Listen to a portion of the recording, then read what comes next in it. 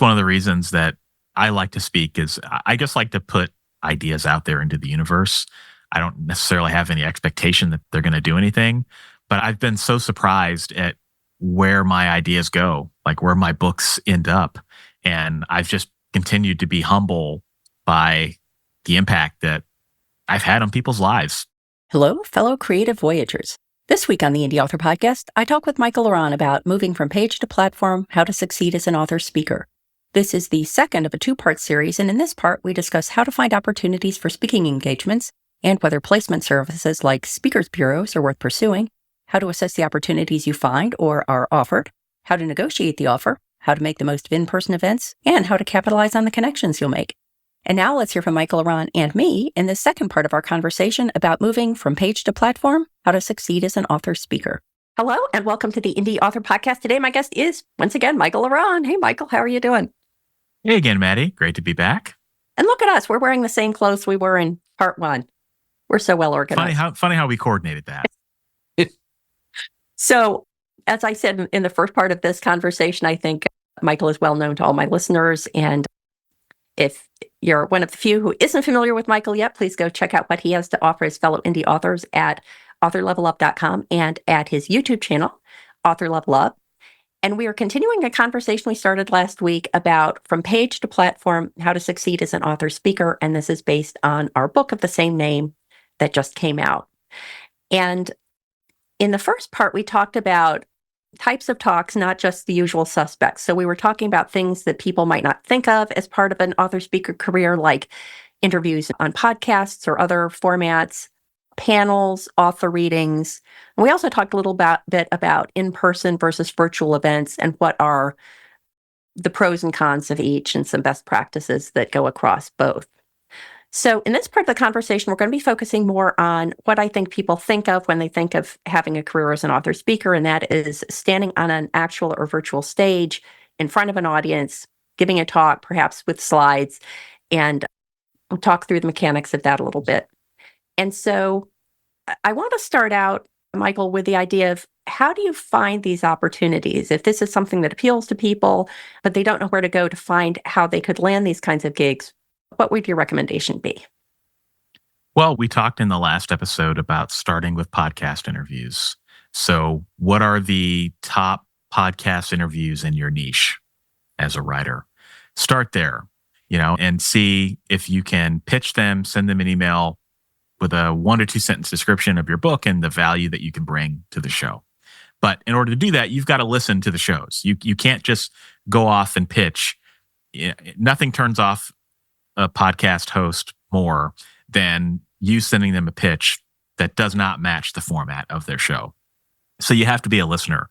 And then I would also recommend starting with podcast interviews and things of that nature, just so you can build a track record, and then see if you can get permission from those hosts to use clips or to even repost the interviews on your own channels so that you can start to build a repertoire. And then what I also recommend is putting together what I call a speaker demo reel. So take clips of your best moments from 2 or 3 different interviews, put them all together into a nice 1 to 2 minute video. And then that becomes your basis of a pitch to organizers of virtual or in-person events. So you can reach out to someone who's organizing an in-person event that maybe you want to speak at, and you can say, hey, I noticed you're looking for speakers for this event. I would love to speak. Here I can speak on these different topics. By the way, here's a video that shows, my speaking ability and what I can bring. It's like a business card, and it also shows the organizer what it would be like to work with you, right? So they can see how you look. They can see how professional you present yourself. Maybe if you've got some slides, they can see what those look like. And that just becomes a really good calling card, especially if you're trying to land your first gig. Now, naturally, once you've landed that first gig, then do the same thing. Just take clips, if you can get them, from that event and weave them into your speaker's demo reel. And over time, then organizers start to speak by word of mouth and they start to find you organically. And then that's how you can start to get more opportunities in the future. Yep. And if you don't have actual interviews that you can pull for your demo reel, then I think it's a great idea to create one, not with the intent of fooling anyone into thinking that it's a real interview, but give a 1 to 2 or 3 minute version of the presentation you want to give in a format as much as possible like the one you want to pitch. So if you want to pitch in-person events, then set up a space that makes it look a little bit stage-like. If you want to pitch yourself for virtual events, then that's much easier. You just record yourself on a Zoom, and that provides all the same information you're saying. Are you comfortable on camera? Are you comfortable speaking? Do you know your topic? Is your presentation professional? And so on. So I think you've been stepping back and thinking about how do you find these people you want to pitch. I always think here having that author community is your ace in the hole, because just in the course of talking with your fellow authors, your fellow writers, you're going to hear about opportunities, conferences they've gone to, conferences that you've gone to. If there's a conference you've gone to and you really liked, you liked the speakers, you liked how it was run, the organization was professional and how it presented the event, then that would be certainly something that you'd want to consider pitching yourself for as a speaker. And that also gives you that leg up, as you were saying before. If you're pitching yourself to a podcast, you want to have listened to the podcast. If you're pitching yourself to an organizer for an event, it really helps to have some experience with that event. I know years ago, I had pitched myself as a speaker to a conference that I realized had almost exclusively panels. They didn't generally have a lot of one person speaking to an audience. And so, if there was a disconnect because what I was offering wasn't really what they were looking for. And it's a virtuous cycle because, once you've gone to one conference, then you'll meet people who talk about other conferences they've been to. You can investigate those. You can tap into your local writers groups, especially if you're looking for local events. So I think that in many ways, your author community is a great source for finding that pool of people that you want to pitch. And then the things that you enjoy as a consumer of the content, the podcasts you enjoy, the conferences you enjoy, and so on. One of the things we talked about was placement services like speakers bureaus. And do you want to talk a little bit, Michael, about your perspective on speakers bureaus or placement services? Yeah, I don't really use them. I've heard that some people have found opportunities by signing up for your local speakers bureau or a national speakers bureau. And if that makes sense for you, then certainly explore it. But it's not a requirement. You don't have to do that in order to land paid speaking engagements.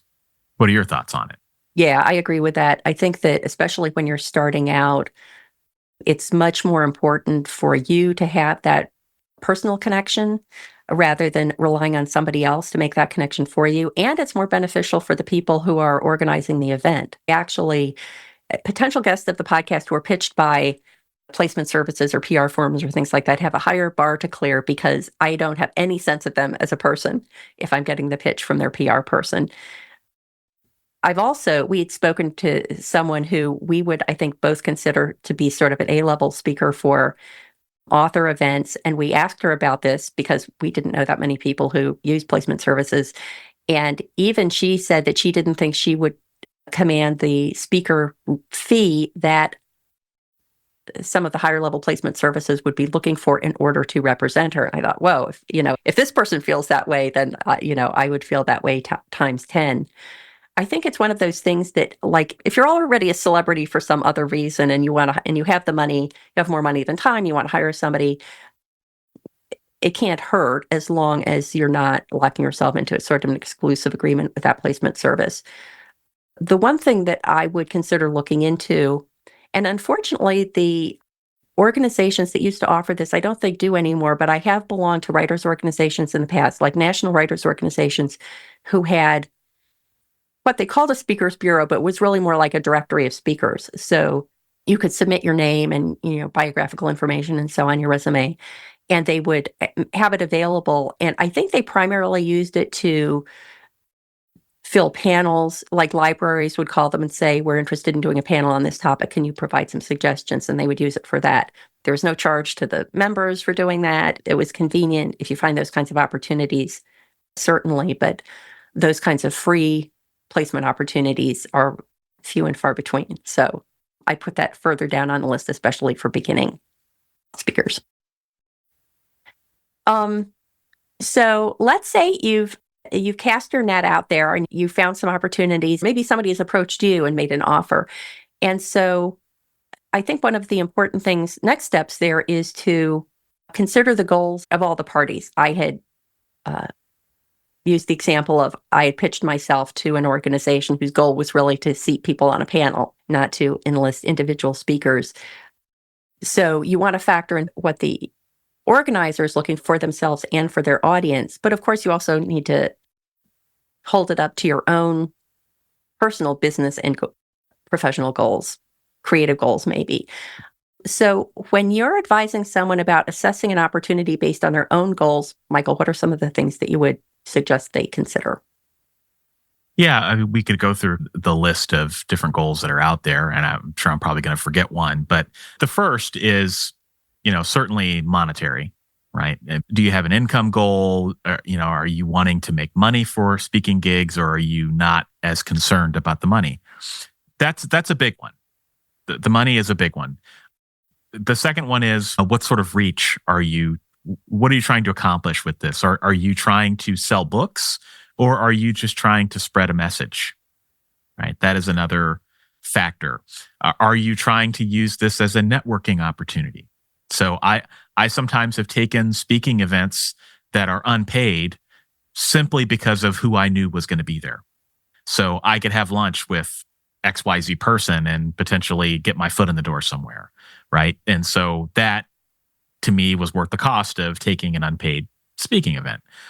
There's all sorts of other factors, but I think you just need to figure out what it is that you want from this event. And not all events are going to be able to give that to you. And you have to do the mental calculus to figure out, is it worth it? We had spoken in the last episode about in-person versus virtual events, and I think this is a good factor when you're assessing the opportunities, which is that virtual events are great for sharing information with a large number of people, and in-person events are great for making a connection, maybe with a large number of people, but perhaps with a smaller number than you can get with a global virtual event. And so consider the topic of your talk and what you're hoping to achieve. So if I'm wanting to share information with people about how to pitch a guest appearance, then that's something that can very easily be done in a virtual event. I'm basically sharing information. I'm trying to convey my expertise in it and so on, but it's an information sharing exercise, as opposed to if I were trying to talk people into contributing money to a cause that was important to me. That's something that relies on that personal interaction, that personal connection, and is more difficult to do in a virtual event. So in that case, if your goal is, money raising for a charitable event, then you might want to be assessing based on giving preference to in-person events because you can make that personal connection. And there are no bad goals. They're just your goals. And you just have to make sure that your goals align with the organizer's goals. And if you can do that, then everything is good. But you just have to make sure that you understand what your goals are to begin with. Yep.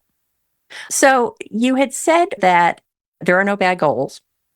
And certainly making money is a goal that many of us have for other careers, but I think it's one that we feel most uncomfortable about. I mean, it's super easy to say, yes, I want to build a community, or I want to pay it back to my fellow authors, or I want an opportunity to travel. But it's harder for people to say they want to earn money. And yet, if you're a professional speaker, then professionalism includes very often accepting payment for your hard work.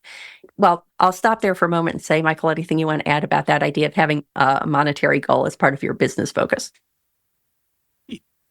It's a good thing to be paid for your time in speaking for people. Sometimes authors can be a little shy about that. Well, I don't know if I want to get money because I just want to spread the word. No, if they're offering you money, then take the money. Now, on the other side of that, don't be afraid to ask for money for the time and effort you're going to put into this. Don't be a prima donna about it. Don't think that you're going to make millions for it, but it's not unreasonable to ask for an honorarium. And sometimes the honorariums are pretty generous, so don't reject something just because they use the H word. Yeah, a couple of considerations there. One is that I found in my experience that the appearances that I paid for are generally, the experience is better for me in the audience because it's an organization that's willing to invest money in making the experience good. And so oftentimes the ability to pay comes with a lot of other benefits, like they might have an app related to their event, or they might have more promotion opportunities because they're investing money in it. And so whether or not they can pay you can be a factor, not a deciding factor necessarily, but a factor in assessing whether it's something that you want to associate yourself with. I think that one of the trickiest circumstances is if someone approaches you and offers you a speaking engagement, but doesn't say whether or not they intend to pay you or not. What are your suggestions with regard to broaching that difficult topic? Yeah, well, just ask them. I mean, the thing about this is, people get so worked up about, oh, well, what about this? What about that? The best way to do this is to just treat this like a transaction.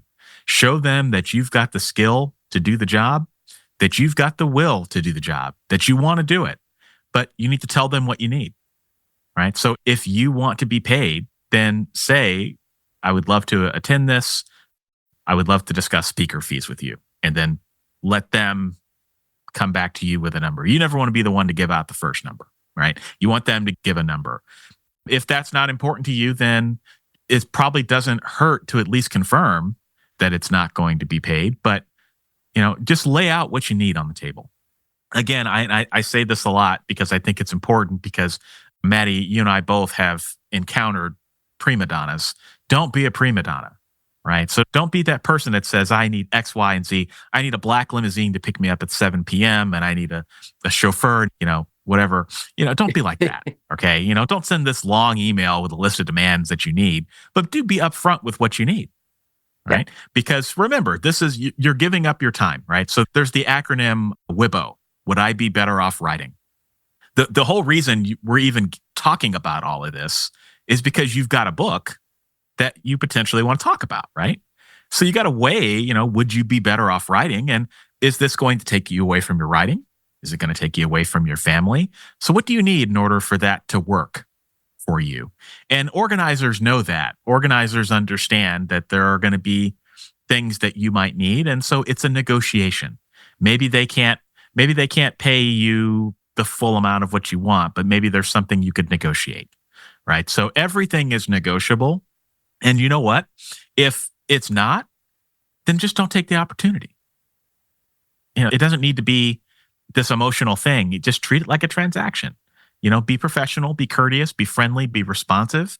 Tell them what you need. And if they can give you what you need, awesome. If they can't, see if you can negotiate. If you can't negotiate, look for the next opportunity. It really is that simple. But sometimes speakers just take this they just take it to the wall, and it's just not worth doing at the end of the day. I love that advice. And I like the advice about not being the first to mention a number. And for similar reasons, Absolutely we don't critical. recommend people publish their speaking rates, because not only may you lose an opportunity to get more for an event that has a bigger budget, but you also sort of lose the opportunity to offer your work pro bono if you want to. Now, I like having a response for people who think that all speakers should offer their work pro bono, which is that I already offer tons of free resources through my website, my podcast, and so on. So I feel like I'm paying it back to the community in that way. But you might decide that you have a monetary goal for your speaking career. You've come up with a number that you want to charge for a talk or a keynote or whatever that might be. But you're really happy to do that for free for public libraries, let's say. And if you publish some rate schedule on your website and a library goes there and sees that you're charging X amount for a talk, they might never get in touch with you because they don't think that it's feasible for them. So having that information clear in your own head, but not necessarily laying it out there for other people to peruse, is a good plan. Well, and every opportunity is different too.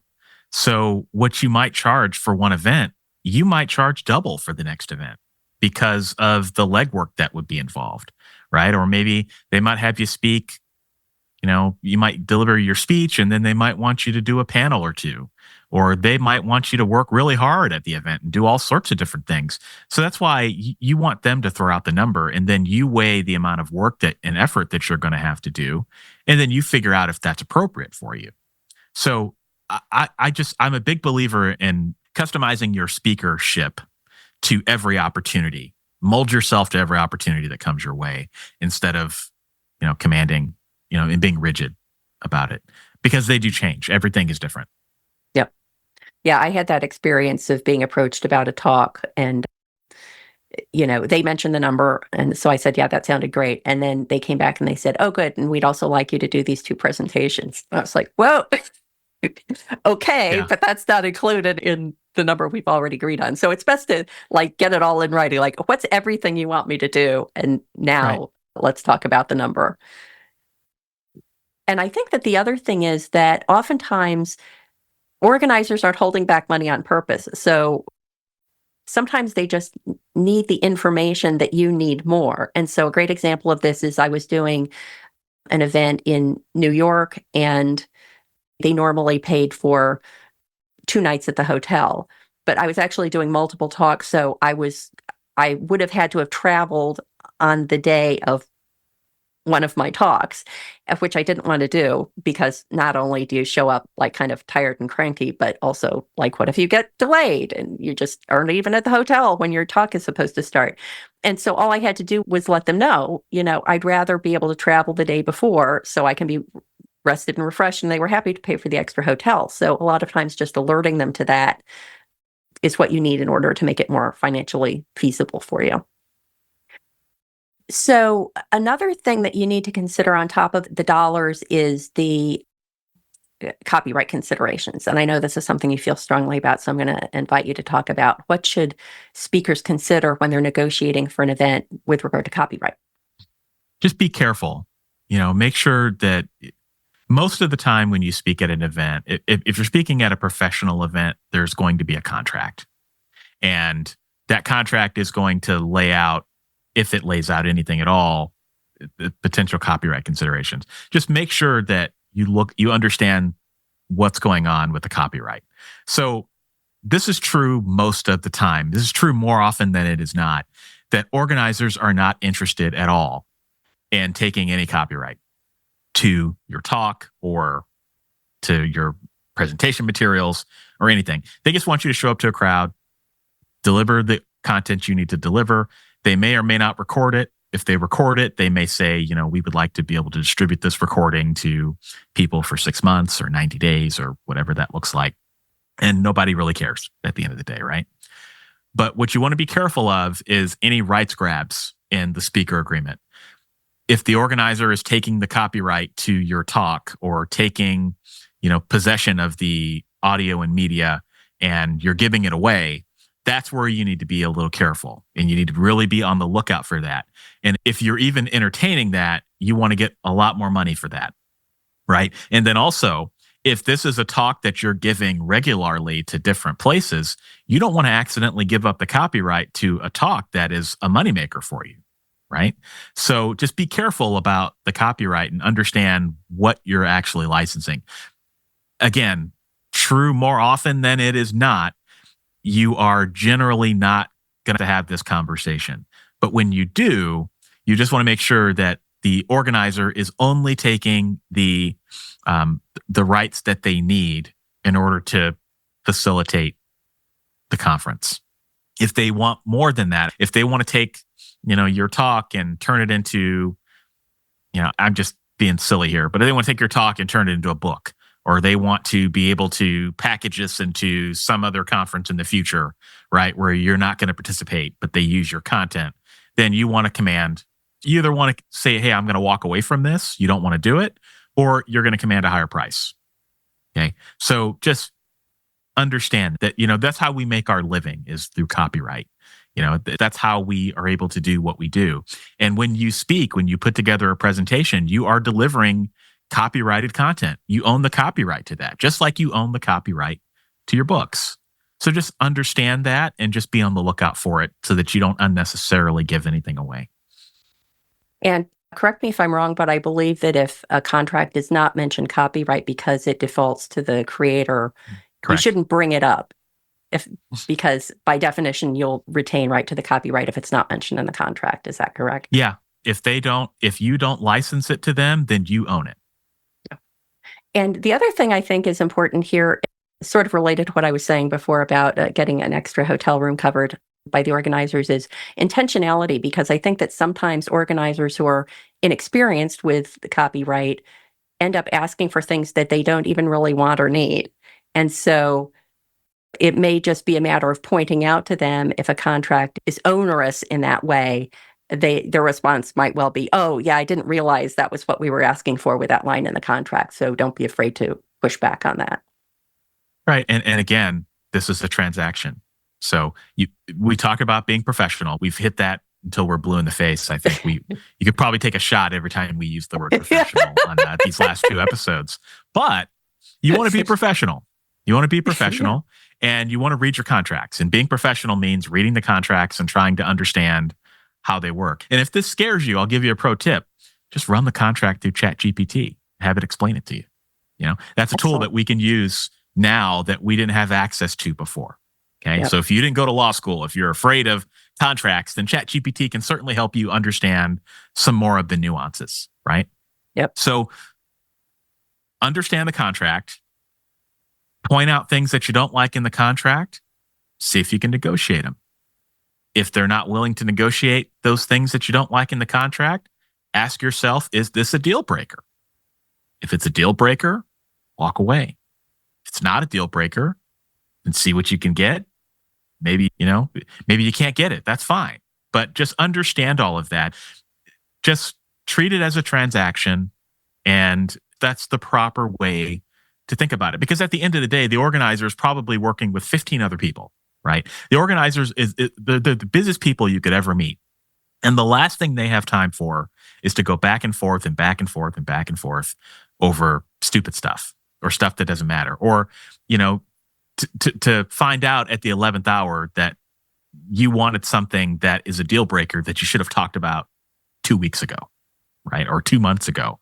Yep. So just respect the organizer's time, respect your time, and you can negotiate things. You can get these deals. You can get them on terms that make sense for you and your author business. But the trick is that you have to ask, and you have to be willing to do that.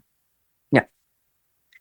So we're going to pretty much just skip over the whole giving the best talk of your life, because that could be like 4 more podcast episodes. But there were just a couple of other kind of detailed things that I wanted to make sure we hit. And one is, everybody get ready to take another shot, because one of them is you're always on stage. And I don't think we need to go into a lot of detail on this, but a lot of these are related more to in-person events, that don't be the charming person on the stage and then step off and become a monster. Like, people are assessing you as a professional through the entire experience. So consider you're always on stage and behave accordingly. Another one is, if you're at an event, try to be an active participant. I know this can be difficult, especially early in a speaker career, because if you're speaking, then your attention is going to be on that. But you're at an event. Most of the time, if you're speaking in an event, the organizers will allow you to attend any of the activities or the panels or talks related to that event. And do that, because the speakers are going to appreciate seeing you in the audience. You're going to get a chance to do some community building and networking. Michael, are there any specific pieces of advice you would have for people related to being an active participant? Yeah, we could maybe break this up into in-person events and virtual events, because I think that the approach is slightly different. For in-person events, don't be the person that just flies in, speaks, and then flies out. That sometimes you have to do that, or maybe you have to leave early. That's okay. Organizers get that. But really, as Matty pointed out, be engaged. Go to every event. Go to all the social events. Talk to people. Get to know people. Take people to lunch. Go to lunches. Just be an active participant. And it's a networking opportunity. It's a way for you to get to know people and for people to get to know you. And people buy books from people they know, like, and trust, right? People do business with people they know, like, and trust. So the more people you can get to know and like and trust, and they can like and trust you, you can slowly start to build a network. And you never know when somebody might call you 2 years in the future and say, "Hey, remember we met at, blah, blah, blah in Oregon. Hey, I remember we were talking about XYZ. Are you still doing that?" Right? And there could be an opportunity, right? You just never know.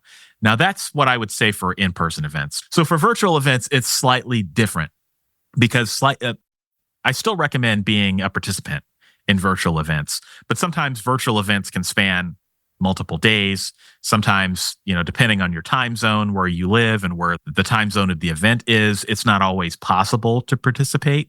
So my advice is moderated a little bit in that try to participate as much as you can, and also try to share the event with your audience and your community as much as you can to help kind of ballast, you maybe not being there for the whole event, because everybody has obligations, right? You've got family or aging parents or job, and it may not be possible for you to attend the event, especially if you're working during the day and the event is taking place during the day.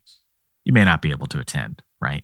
So just participate as much as you can, share the event as much as you can, try to make a few appearances here and there. If there's a talk that you're really enjoying, participate in the comments, throw a comment in here and there. Don't be afraid to reach out to other speakers and email them and say, hey, I really enjoyed your talk on XYZ. Just try to network as much as you can, but just know it is a little bit different.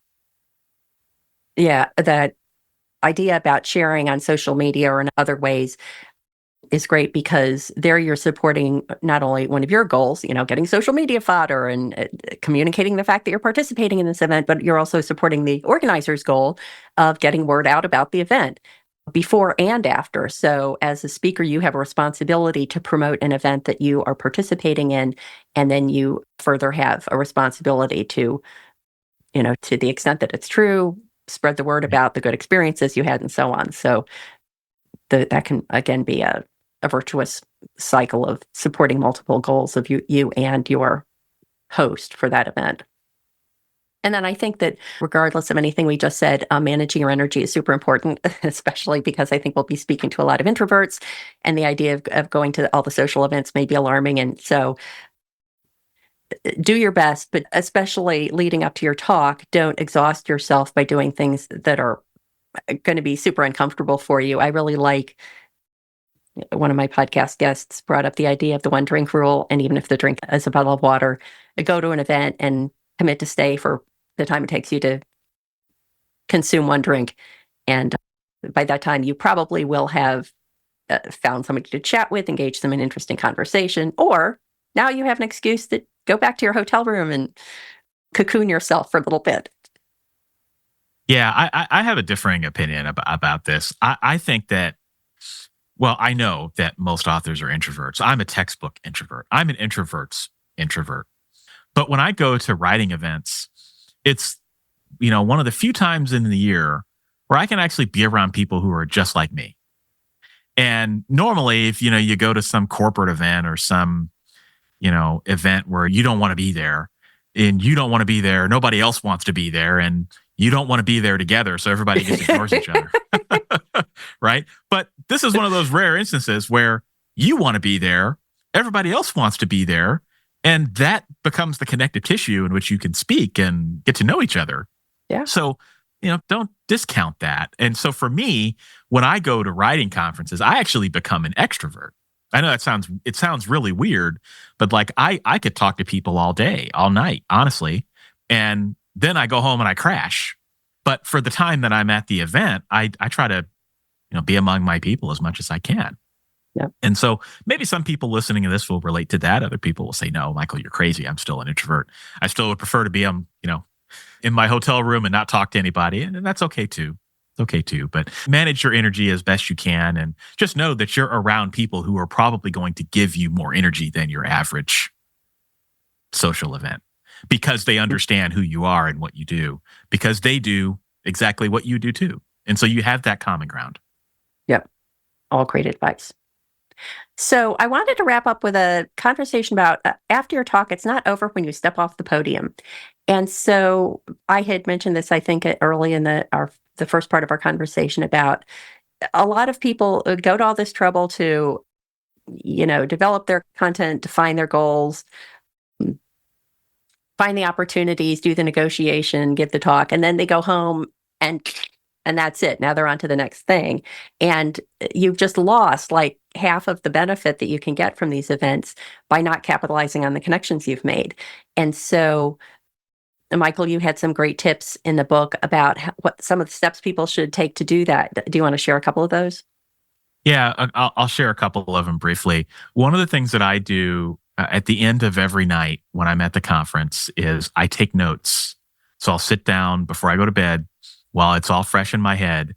I will recap the highlights of the conversations I had with just about everybody I met earlier that day, everybody that I can remember, right?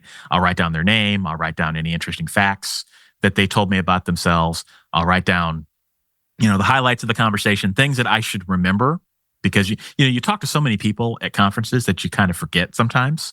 And so I'll write all of that down. And then when I get home, I will follow up with people. So I usually know who I want to follow up with. There's just some people you just want to stay friends with, right? There's no networking or business objective or anything like that. You just want to be their friend. Like, I follow up with those people. I follow up with the people that maybe there's a connection or something that, an opportunity, that sort of thing. And I keep all of those notes. So like when I go back to the conference the next year and those same people are there, I can review those notes before I go. And that just, it just helps. It just helps with staying in touch and helps you stay connected. And yeah, there's a lot more detailed advice in the book about, how I go about networking, but it's been very effective for me. And I just think your biggest enemy with these conferences, there's two. The first is your memory, and the second is your time. So things will never be fresher in your head than after you talk to somebody. And the more time goes by, the more you start forgetting those little details. So, and the same is true of other people too. So there is that post-conference energy, right? I don't know there's got to be a name for it. Maybe there's a name in German for it or something like that. I don't think there's a name in English for it, but you know what I'm talking about. Everybody leaves a conference and they're energized and they feel like they can take on the world. And then they go home and they go back to work on Monday morning, and it has a half-life. It's slowly, by the end of that week, everybody's back to the same old grind. Yeah. So strike while the iron is hot. Use as much of that post-conference energy as you can, because you got to know that all the people that you just connected with, they're losing their post-conference energy too. So just try to utilize that and bottle it up as much as you can. Get as much mileage out of it as you can. Yeah. I think it makes sense to consider booking in the same way that you book time in advance. Let's say for an in-person event, you obviously book time for the travel and to and from. Book a little extra time, like set aside another day or hour, or half a day, or whatever your schedule allows, that you consider part of that commitment to that event that you're going to use to do that. Because if you say, oh, I'll wait till the weekend and get to it, then you won't. And I think the only other thing I would add is that I think a lot of people don't follow up. Maybe they're better about following up with the people they had personal interactions with, but not so good about following up with speakers they enjoyed. And so I'm just putting in a pitch for the audience members. If you're an audience member and you loved what you heard from a speaker, let them know, because you may think, oh, well, they probably had so many people tell them that they loved what they heard. Well, first of all, probably they didn't. And second of all, it doesn't matter. Even if they heard it from a bunch of people, they don't mind hearing it one more time. And so be generous in sharing what your experience was as an attendee, as well as what your experience was as a speaker at an event. Yeah, I love that. Yeah, that's one of the reasons that I like to speak. Is I just like to put ideas out there into the universe. I don't necessarily have any expectation that they're gonna do anything, but I've been so surprised at where my ideas go, like where my books end up, and I've just continued to be humble by like the impact that I've had on people's lives, and that's really cool. That's I think the coolest part of this job is getting that email from somebody that said, hey, your book helped me write my first book, and now I launched my publishing company, or, you helped me get on stage for the first time, and I feel great about it, that sort of thing. It feels really good to give back and make an impact. And so let your speaker know about that. And as a speaker, there's nothing greater than getting that complimentary email or comment from someone. That's a great loop back. We started out talking about what your goals are. We talked about monetary goals and travel goals or community building, but that's a lovely way to wrap up the second part of our conversation, that there's also this goal that you can touch people in a way as a speaker that you can't in any other way. That's right. So, Michael, as always, lovely to speak with you, and everyone can, if they are interested in the other 95% of the stuff that we didn't get to cover in our two conversations, they can find it in From Page to Platform, How to Succeed as an Author Speaker. And please let everyone know where they can go to find out more about everything else you're doing online. Yes. If you're interested in engaging with me further, you can find me at authorlevelup.com. It's got links to all my books for writers, my YouTube channel, and all the other adventures I've got out there. And if you're interested in my fiction, you can check me out at michaellaronn.com. Great. Thank you so much. Thanks, Matty. I hope you enjoyed my conversation with Michael. What did you think about our conversation about coming to grips with your financial goals, whether they apply to a speaker career or to some other part of your creative life? I would love to hear your thoughts. Just leave a comment on YouTube, and while you're at it, please subscribe. And if you got value from this episode and were thinking, I wish I could buy Matty a cup of coffee, you can do that. Scroll to the bottom of any page at theindyauthor.com and click Buy Me a Coffee. Until next time, here's wishing you favorable winds and smooth sailing on your creative voyage.